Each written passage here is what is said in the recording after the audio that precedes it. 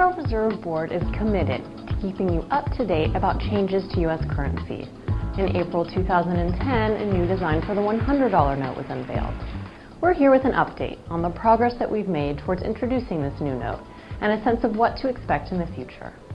I'm Sonia Damberg, and I'm responsible for the U.S. Currency Public Education Program at the Federal Reserve Board. First, we want to make clear that the new $100 note is not currently in circulation, and the Federal Reserve has not yet announced a new day of issue. We've postponed the introduction of the new 100 because of a problem with sporadic creasing of the paper during printing of this note at the Bureau of Engraving and Printing, which manufactures U.S. currency. This problem was not apparent during extensive pre-production testing. The $100 note was redesigned to stay ahead of counterfeiting threats. There is no large-scale counterfeiting problem with the current design, and you can still trust and rely on its security features, such as the portrait watermark and color-shifting ink. While work is underway to address this issue, we don't yet have enough information to make a decision on when the new notes will begin circulating. What we do know is the Federal Reserve will allow at least 6 months between the announcement of an issue date and the day of issue for the new design.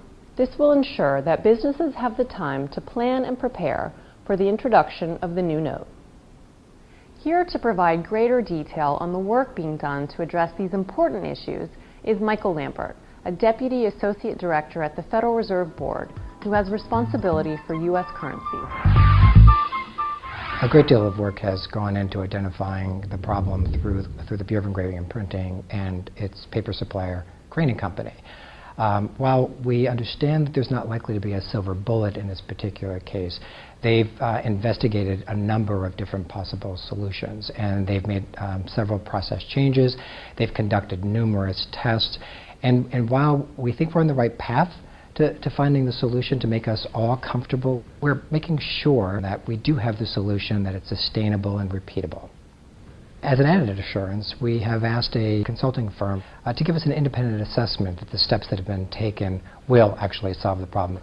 Running parallel with this initiative, the Bureau of Engraving and Printing has about 1.1 billion notes that they had printed before they discovered the creasing problem. They've done some hand tests already, and those tests have suggested that, by and large, the majority of these notes will be usable. They are looking for an automated solution so that they can work through that inventory much faster. Once the Bureau of Engraving and Printing has a solution, it's still going to take a fair amount of time to print sufficient notes in order to build inventories at the Federal Reserve. Once we've accomplished all these steps, the Federal Reserve will announce a date in which these new $100 notes will begin circulating. If you want to be one of the first to find out when the new $100 note will begin circulating, you can go to newmoney.gov and sign up to receive email updates. Newmoney.gov also has a wide variety of training and educational materials to help you learn more about the security and design features in U.S. currency.